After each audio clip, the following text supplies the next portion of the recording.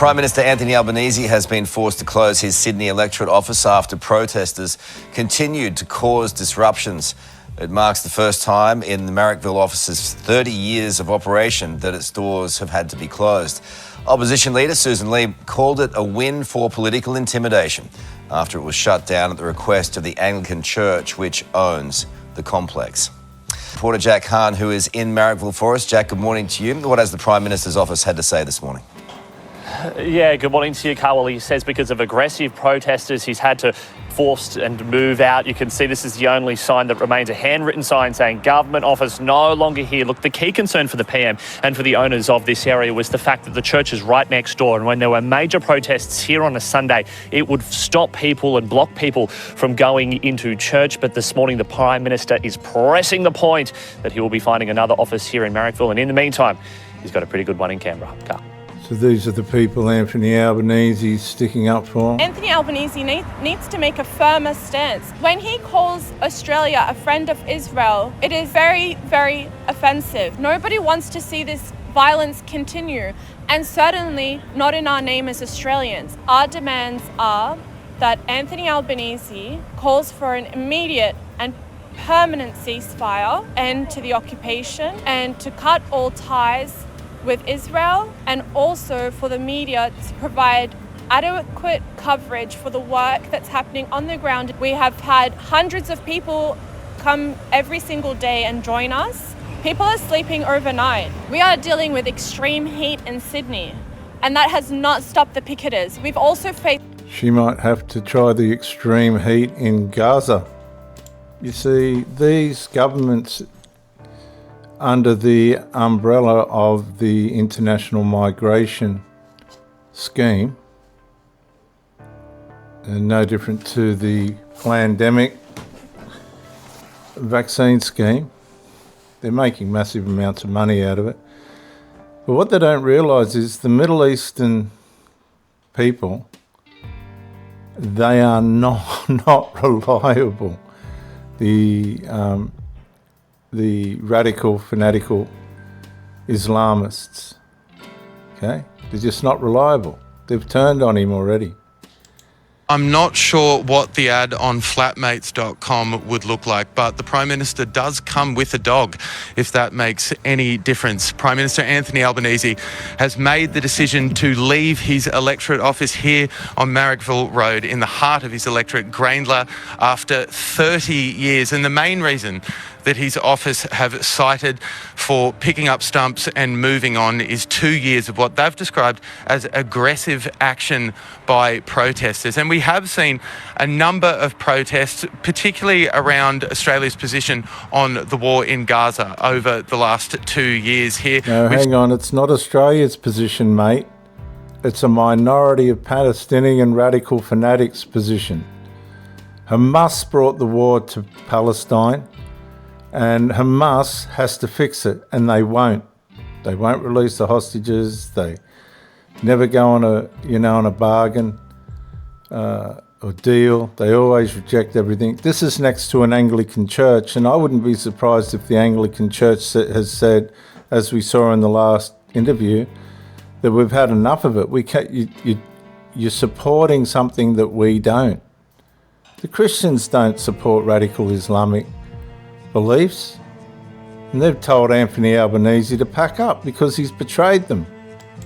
Seen the front of the office defaced, we've seen graffiti, but we've also seen a number of in-person protests, including one only in June of this year that happened around the time that Greta Thunberg and a number of other demonstrators were making their way through what they described as Israel's blockade of Gaza, and one of those...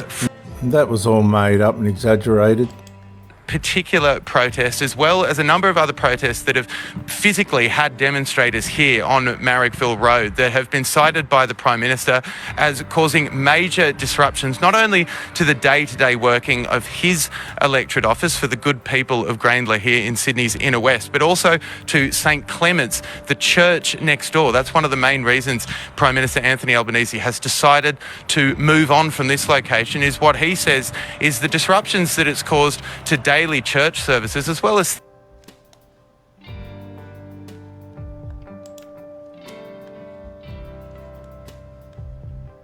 However, Okay, we do so- know from the Prime Minister... So this is what you've got to take into consideration, viewers. He's just going to leg it and leave his mess behind him. They're all going to. All these politicians and the Starmer and the French bloke and these ones that are supporting this international migration agenda, they're all going to leave their mess behind. Just like this. Look, government office no longer here. In other words, they've abandoned it. What the Westerners don't understand about the Middle Eastern culture is it's destructive. It won't stop. Everywhere they go, they leave destruction. Dozens of pro-Palestinian protesters have blockaded Webb Dock, preventing hundreds of trucks from entering the port. Activists suspended themselves from tripods to seal off the terminal, while more angry demonstrators gate-crashed the office of a federal MP. A blockade leaving truckies and their cargo stranded for hours. Around 30... I just want to say, I've got Aboriginal heritage and Middle Eastern heritage. And I'm not sure why they're combining the Palestinian flag with the Aboriginal flag, the Koori flag. It's got me beat because by descent, I would not want to join myself with the Palestinian flag at all. Pro-Palestinian protesters gathered at the gates to Webb Dock, two suspending themselves from tripods, another barricading the entrance with a car, police using power tools to free the man. Meanwhile, in Springvale, a noisy mob descended on the office of the Assistant Federal Treasurer. Sanction Israel now! Oh, this is costing taxpayers money. You know that, don't you? Meanwhile, in Springvale, a noisy mob descended on the office of the Assistant Federal Treasurer. Sanction Israel now! We need to end all... You've got to understand these people, they're supporting terrorists. Okay? If you support the refugees of Gaza, you're supporting Hamas, the terrorists, and all the evil aid organisations that are fleecing billions of dollars from the Western world. These people haven't got a clue about how destructive the Middle Eastern culture is. They'll wipe everything out. Look, they just do wherever they go. trade, and particularly the military trade with Israel. Their demands for a meeting with Dr. Daniel Molino fruitless, with the minister at a conference in Europe oblivious to the surprise visitors and the multiple emergency resources called to Webb Dock. The activists managed to blockade the dock for more than an hour as police work to dismantle the protest. Today marks the second time this month activists have disrupted the port. If the Allen Labor government had have introduced the legislation that we introduced to protect critical infrastructure, we would not be in this position today. Again, if you follow this closely, they're trying to cover it up with the term Islamophobic.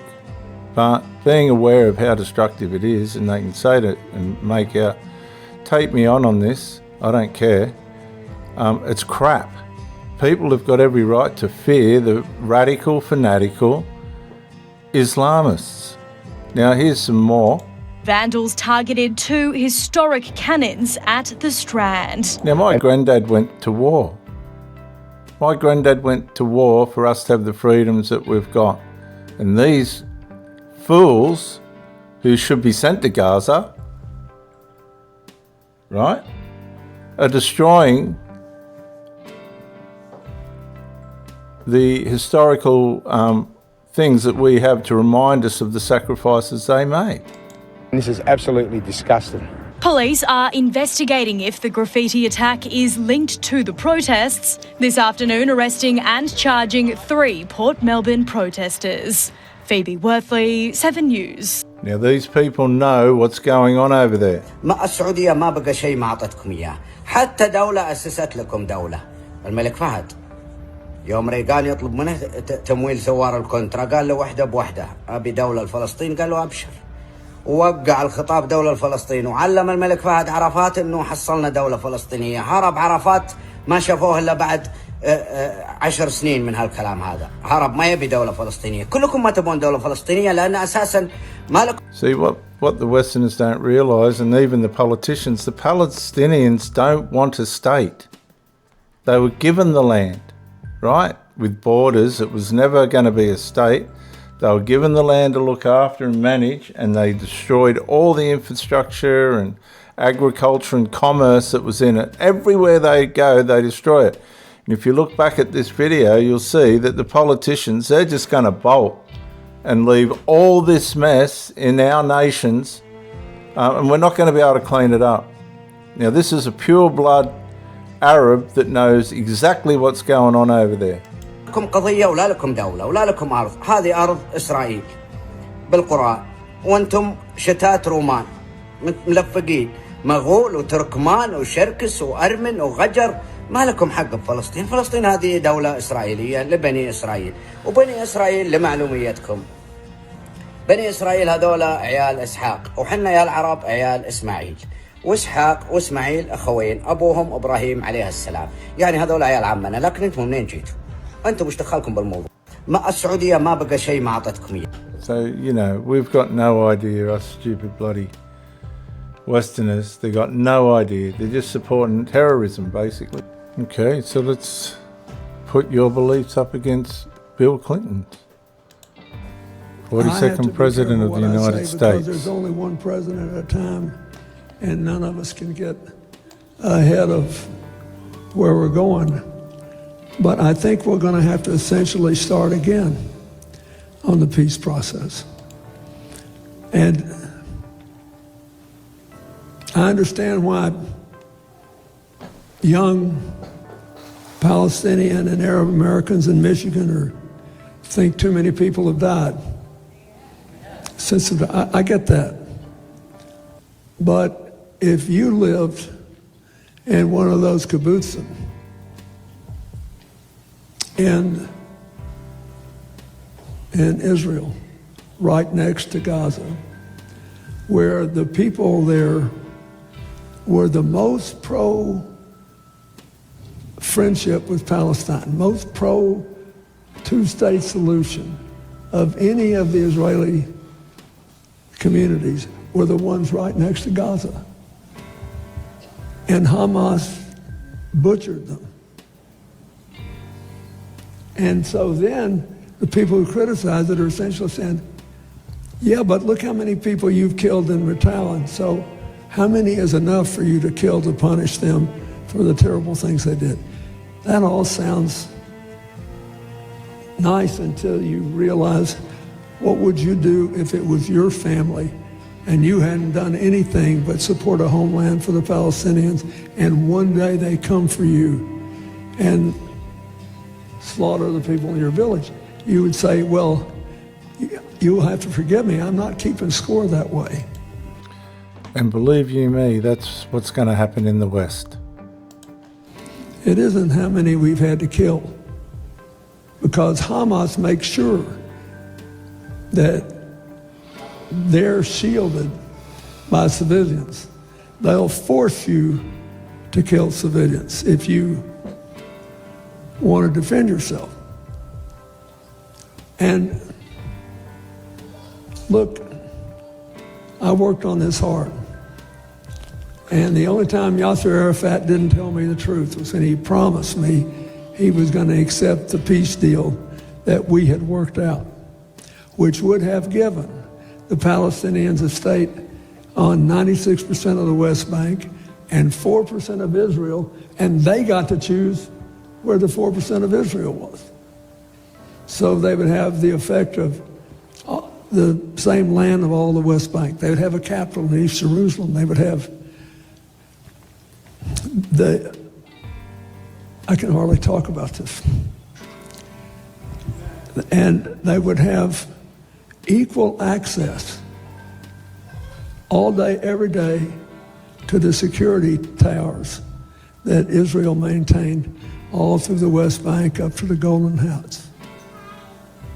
All this was offered, including, I will say it again, a capital in East Jerusalem and 2 of the 4 quadrants of the old city of Jerusalem, confirmed by the Israeli Prime Minister Ehud Barak and his cabinet. And they said no. And I think part of it is that Hamas did not care about a homeland for the Palestinians. They wanted to kill Israelis and make Israel uninhabitable. His cabinet. And they said no. And I think part of it is that Hamas did not care about a homeland for the Palestinians. They wanted to kill Israelis and make Israel uninhabitable. Well, I got news for them. They were there first. Before there was, their faith existed. They were there. In the time of King David, and the southernmost tribes had Judea and Samaria. I think we still have to find a way to share the future. We cannot kill our way out of conflicts. But we do have to fight our way to safety. And make no mistake about it, we've got now Iran, a Shia state, the Hezbollah, a Shia sect, the Houthis, a Shia sect, now with Hamas, a Sunni Arab operation, united in thinking the only thing that we have to do is run every Jew out of Israel. And I'm sorry, but I'm not for that. I think that is wrong. It violates everything we've stood for. And in the end, it won't be good for the Palestinian people. I'll never forget Arafat, when he promised me he was going to take this deal we worked out. He always was fighting with Prime Minister Barak, and I said, wait a minute. I said, do you think I care about the Palestinian children? And he said, oh, much more than the Arabs do. He said, they only care about us when they need to blame America and Israel for their people being upset in the streets. This is far more complicated than you know.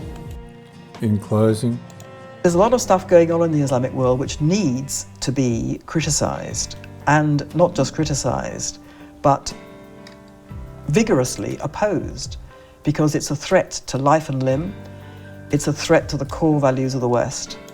It should not be tolerated. Now, one can't say that because one is immediately accused of Islamophobia. If you talk about the rape and pimping gangs being mainly perpetrated by Pakistani heritage Muslim men, you're immediately accused of Islamophobia. It's been had an absolutely chilling effect, and now the current Labour government is flirting quite badly with the idea of criminalising it further.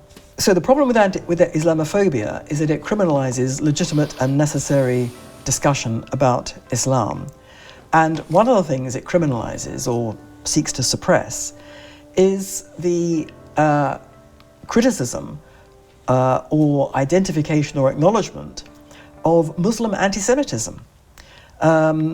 Okay, as we have been discussing, anti-Semitism is across cultures and creeds, and it's rampant throughout the West among a lot of white-skinned people, a lot of people of different creeds and cultures. But nevertheless, there is a disproportionate amount of anti-Semitism in the Muslim world. The Muslim world is one of the most anti-Semitic cultures on earth, and is in large measure responsible for much of the uprising against Israel and the Jewish people that we've seen since October 7. It's been led by Islamists, some of whom are attached to the Hamas, some of whom are run by Iran, but basically Muslims who are enraged about Jews and enraged about the West. And there's a disproportionate number of those in the Muslim community. Now, one has to be able to talk about that, but one is unable to talk about that. Nobody talks about it. The Jewish community leadership in Britain will not talk about it. They talk about Islamophobia and anti-Semitism in the same breath because, you know, they are terrified of being accused of promoting Jewish victimization alone. They think that that will create anti-Semitism. So you have endless confusion and layers of denial and obfuscation and evasion going on. So the equation of Islamophobia and anti-Semitism is what we hear the whole time. And it means that governments, and I think the Australian government, current Australian government is quite similar to the current British government, and indeed the previous government, you can't address the problem of anti-Semitism in Britain without saying, well, we have to have, again, against Islamophobia as well. So you can't, I mean, you know, Muslims are not sending their children to schools behind barbed wire and fortified doors. Muslims don't post guards on every communal activity that they have. Okay, there are people who are prejudiced against Muslims, of course. There are people who are prejudiced against Sikhs and Hindus and Chinese people and people with red hair. I mean, you know, prejudice against anybody is bad. We can surely all agree on that. But in terms of who is actually suffering from not just prejudice, but attacks, what's going on against Jewish people is off the scale. Now, we read, you know, but, you know, Islamophobia and anti-Muslim attacks have gone up. Well, I'm sure they have, and that's, you know, not good, obviously not good. But it's nothing compared with the risk and the threat to the Jewish community, which has been severe for decades. I mean, Jewish children in Britain have been educated and communal activities have been going on behind guarded fortresses for many, many years. And I'm afraid Muslims are disproportionately involved in those attacks.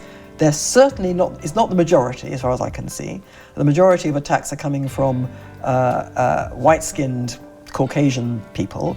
But in terms of a community participation, there's a disproportionate number of Muslims involved. And apart from a few very, very brave Muslim souls in Britain and across the world, and they are so small in number, there has been no kind of Muslim community thing saying, you know, this is an appalling thing in our society, we're doing this wrong, we're doing that wrong, we have to take responsibility for this. In all the decades since we first became aware of Islamic extremism, Islamic terrorism, and certainly since, you know, the great uprising against Jews, there's been nothing communal at all.